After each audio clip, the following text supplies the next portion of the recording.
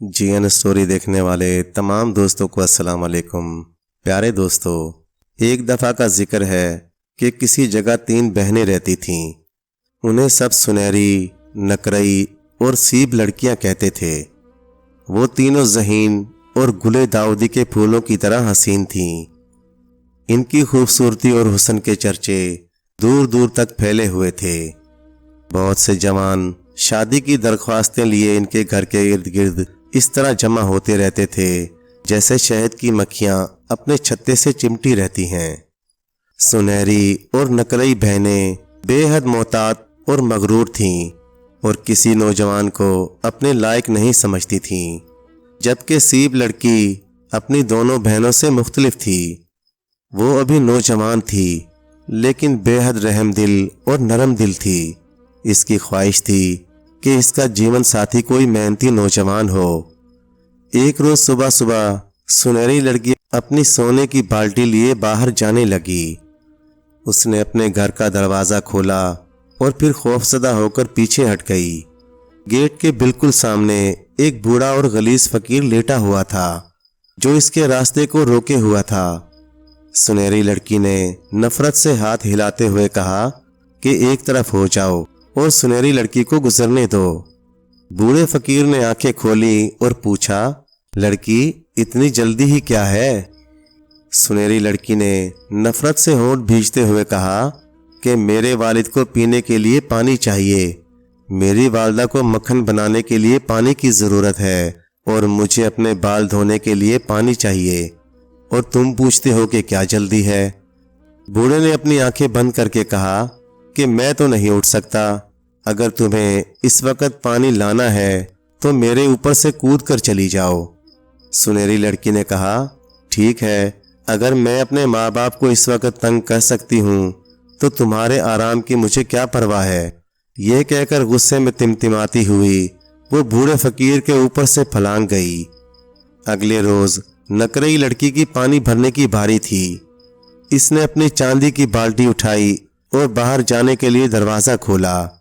جب اس نے بوڑھے فقیر کو وہاں دیکھا تو ڈر کر 2 قدم پیچھے ہٹی اور کہنے لگی، نکرئی لڑکی کو گزرنے کے لیے جلدی راستہ دے دو۔ بوڑھے فقیر نے اس کی طرف دیکھ کر پوچھا، آخر اتنی جلدی کیا ہے؟ نکرئی لڑکی نے بھی اپنی بہن کا دیا ہوا جواب دہرایا کہ میرے والد کو پینے کے لیے، میری ماں کو مکھن بنانے کے لیے اور خود اسے اپنے بال دھونے کے لیے پانی کی ضرورت ہے۔ بوڑھے فقیر نے خود کو اپنے بوسیدہ کوٹ میں لپیٹتے ہوئے آنکھیں بند کر لیں اور کہا، اگر تمہیں پانی لانا ہے تو میرے اوپر سے پھلانگ جاؤ، میں تو ابھی اٹھ نہیں سکتا۔ نکرئی لڑکی نے کہا، ٹھیک ہے، اگر میں اپنے والدین کو اس وقت تنگ کر سکتی ہوں تو تم کیا چیز ہو؟ اور پھر وہ یہ کہہ کر اس فقیر کے اوپر سے کود کر پانی لینے چلی گئی۔ تیسرے روز پانی لینے کے لیے سیب لڑکی کی باری تھی۔ وہ صبح جلدی اٹھی اور خوش باش اپنی سیب کی بالٹی لے کر پانی لینے چل نکلی۔ جب اس نے دروازہ کھولا تو حیرت زدہ ہو کر پیچھے ہٹ گئی، کیونکہ بوڑھا اور غلیظ فقیر دروازے کے باہر لیٹا ہوا تھا۔ سیب لڑکی کو بوڑھے آدمی پر بڑا ترس آیا اور بڑی نرمی سے اسے جگا کر کہنے لگی، برائے مہربانی آپ مجھے گزرنے کی اجازت دیں تاکہ میں پانی لا سکوں۔ لیکن بوڑھا فقیر کوئی حرکت کیے بغیر وہاں لیٹا رہا۔ پھر اس نے کہا کہ میں تمہارے راستے میں نہیں ہوں، تم میرے اوپر سے پھلانگ کر چلی جاؤ۔ سیب لڑکی نے جواب دیا کہ میں نے تو کبھی اپنے والدین کو تنگ نہیں کیا، تو میں تمہیں تنگ کیسے کر سکتی ہوں؟ یہ کہہ کر وہ اس کے پاس سے گزر کر پانی لینے چل پڑی۔ دریا کے ارد گرد سبز گھاس پھیلا ہوا تھا، نئی کونپلیں کھل رہی تھیں اور پانی صبح خرامی سے اپنی گزرگاہ میں بہہ رہا تھا۔ سیب لڑکی نے اپنی بالٹی نیچے رکھی، نیچے جھک کر بالٹی بھرنے سے پہلے دریا کا ٹھنڈا پانی پیا۔ پھر بالٹی بھر گئی تو اسے خیال آیا کہ ارد گرد تو کوئی بھی اس کی بالٹی اٹھوانے کو موجود نہیں تھا۔ ابھی وہ حیران تھی کہ کیا کرے۔ اچانک وہی بوڑھا فقیر وہاں آ پہنچا۔ اب وہ اس قدر کمزور نظر نہیں آ رہا تھا بلکہ مضبوط اور توانا شخص تھا۔ سیب لڑکی، मैं तुम्हारी बाल्टी उठवाने के लिए आया हूँ। वो बहुत खुश हुई और पुश्त पर बाल्टी रखवाने को झुक गई, लेकिन यूं लगता था जैसे बूढ़ा फकीर जानबूझकर सीप लड़की को तंग कर रहा है। कभी वो बाल्टी इसके पुश्त पर बहुत ऊपर कर देता और कभी बहुत नीचे रख देता। इसने कई बार खड़े होने की कोशिश भी की, लेकिन बाल्टी सही ना रखे होने की वजह से वो सीधी खड़ी होने में कामयाब ना हो सकी। आखिरकार वो खड़ी तो हो गई, लेकिन बाल्टी के चमड़े के फीते इस कदर ढीले हो गए थे कि नीचे गिरकर टुकड़े टुकड़े हो गई। सीप लड़की बाल्टी के नुकसान पर परेशान हो गई कि अब वो घर जाने पर उसके वालिदैन उसे बहुत बुरा भला कहेंगे। दोनों बाजुओं में सर झुकाकर वो सिसकियां भरकर रोने लगी। बूढ़ा फकीर बिल्कुल भी परेशान ना था। इसने कहा कि बाल्टी ऐसी कीमती चीज तो नहीं थी, मैं तुम्हें अभी नई बाल्टी दिलवाई देता हूँ। सीप लड़की जवाब देने के बजाय और भी रोने लगी। इसने दिल में सोचा कि ये आम किस्म की बाल्टी तो नहीं थी, कीमती सीप की बनी हुई थी। कीमती सीप की बनी हुई बाल्टी ये गरीब फकीर मुझे कैसे दिलवा सकता है, और वैसे भी ऐसी बाल्टियां इस इलाके में कम ही होती हैं। बूढ़े फकीर ने तमाम टूटे हुए टुकड़ों को समेटा और कहने लगा, सीप लड़की देखो, अब तुम अपनी बाल्टी के बारे में क्या कहती हो। लड़की को यकीन था कि उसकी बाल्टी के इतने टुकड़े हो चुके थे कि उसे ठीक नहीं किया जा सकता था, लेकिन जब इसने देखा तो हैरत ज़दा रह गई। बाल्टी बिल्कुल सही सालम थी और पानी से भरी हुई थी।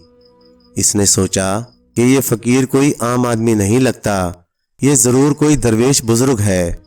सीप लड़की ने फकीर का बहुत शुक्रिया अदा किया और कहने लगी, अगर मेरे लायक कोई खिदमत हो तो मुझे ज़रूर बताओ ताकि मैं जवाबन कुछ कर सकूं।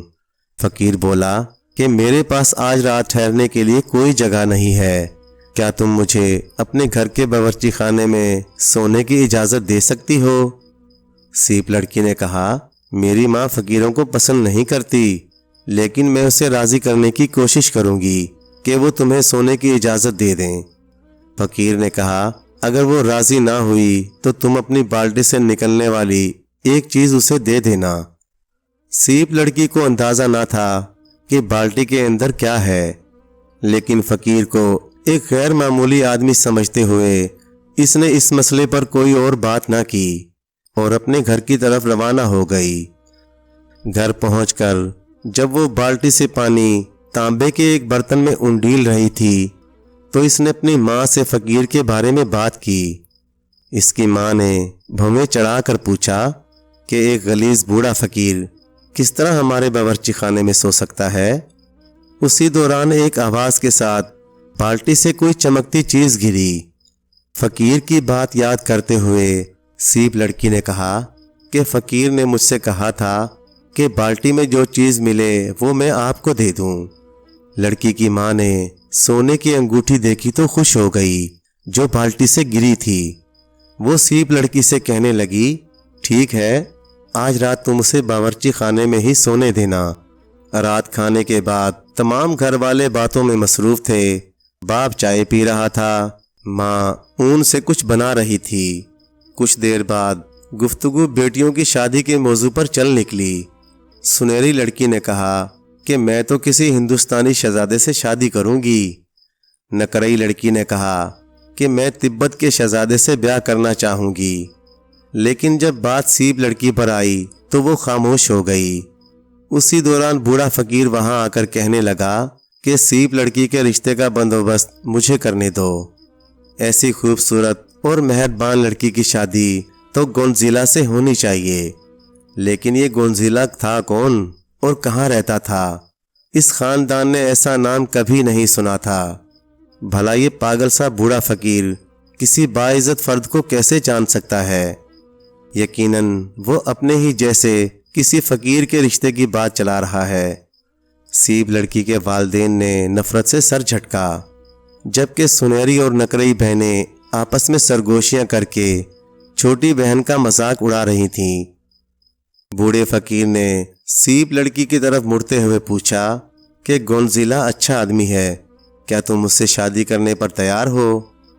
سیپ لڑکی نے جواب دیا کہ میں جانتی تو نہیں کہ وہ کون ہے، تم صرف مجھ پر یقین کرو کہ گونزیلا شادی کے بعد تمہیں خوش رکھے گا۔ فقیر نے جواب دیا، صبح کے سارے واقعات یاد کر کے مجھے یہ بتا دیں کہ وہ کون ہے اور کہاں رہتا ہے۔ فقیر نے جواب دیا، تم ایک ذہین لڑکی ہو، اگر تم گونزیلا کو تلاش کرنا چاہتی ہو تو میرا تعاقب کرو اور زمین پر پڑے ہوئے میرے چھڑی کے نشانوں کے ساتھ ساتھ تم گونزیلا تک پہنچ جاؤ گی۔ یہ کہہ کر بوڑھا فقیر گھر سے باہر نکل پڑا۔ سیپ لڑکی بھی اس کے پیچھے جانے کو اٹھی۔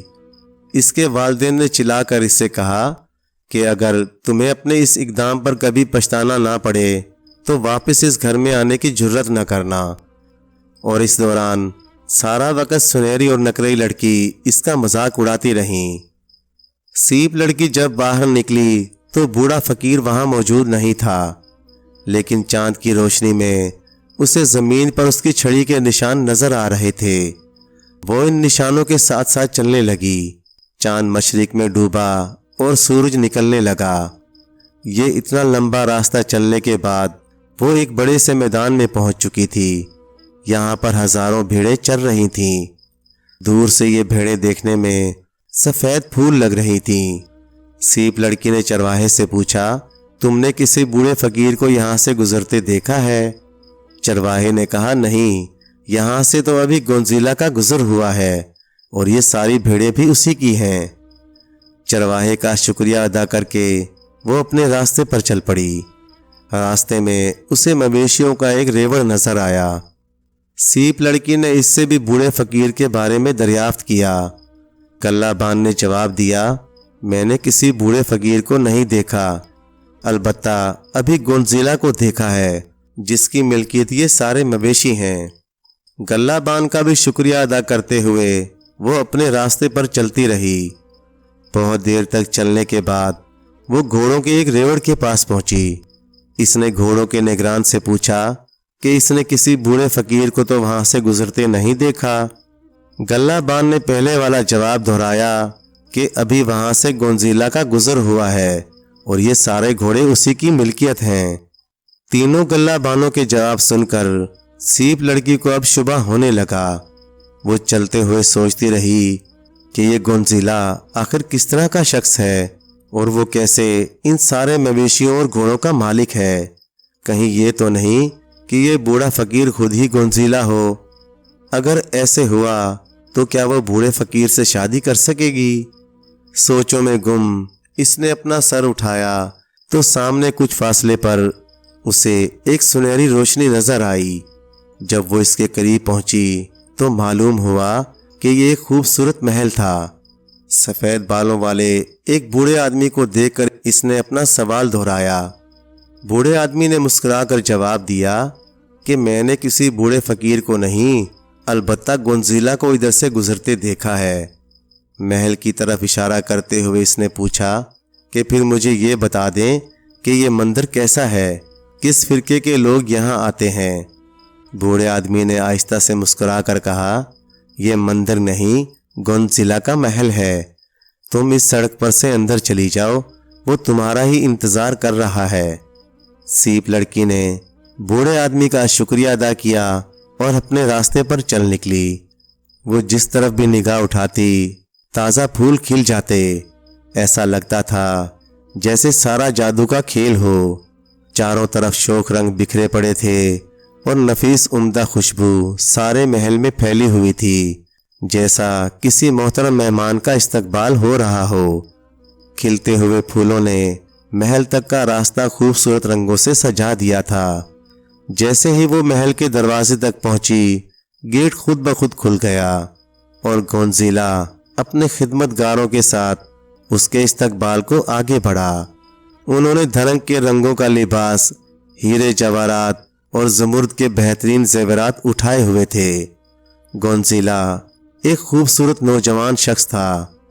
اسے دیکھتے ہی سیپ لڑکی اس کی محبت میں گرفتار ہو گئی اور شادی پر رضامندی کا اظہار کر دیا۔ پھر اسے معلوم ہوا کہ وہ بوڑھا فقیر دراصل گونزیلا ہی تھا جو بھیس بدلے ہوئے تھا۔ پھر انہوں نے ایک مبارک گھڑی کا انتخاب کیا اور دونوں شادی کر کے ہنسی خوشی رہنے لگے۔ پیارے دوستو، کہانی اچھی لگے تو لائک کریں، چینل کو سبسکرائب کر دیں اور مزید اسی طرح کی قصے کہانیاں دیکھنے کے لیے دیکھتے رہیں GN اسٹوری TV۔ شکریہ۔